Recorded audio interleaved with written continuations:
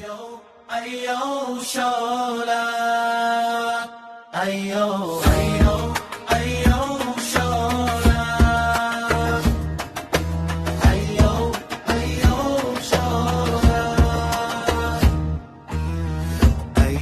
ayo sholat, jangan ditunda. Panggilan azan telah terdengar.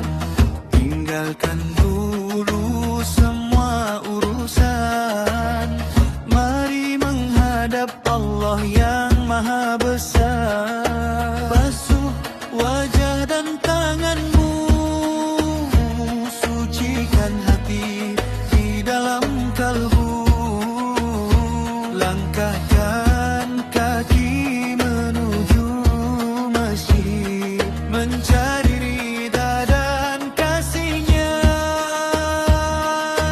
Ayo sholat, jangan sampai terlambat. Waktu tiap hari, jalan hidup penuh arti.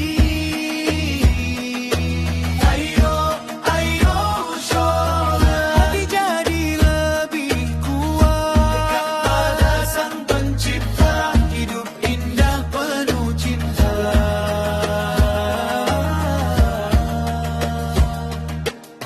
Saat subuh mentari belum tiba, bangunlah untuk berdoa. Saat zuhur dan asyar datang, jangan lalai dalam kesibukan. Maghrib dan isya menenangkan jiwa, membawa damai dalam dada. Solat membuat hati bahagia, menjadi anak yang mulia. Ayo sholat, jangan sampai terlambat. Waktu tiap hari, jalan hidup penuh arti.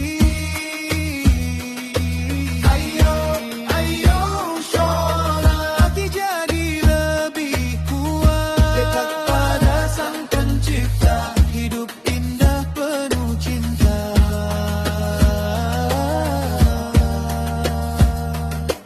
Ayo sholat,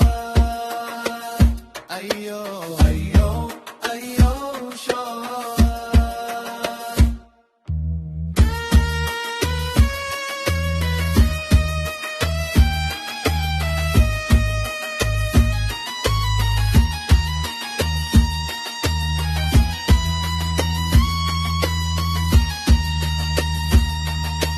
Maghrib dan isya menenangkan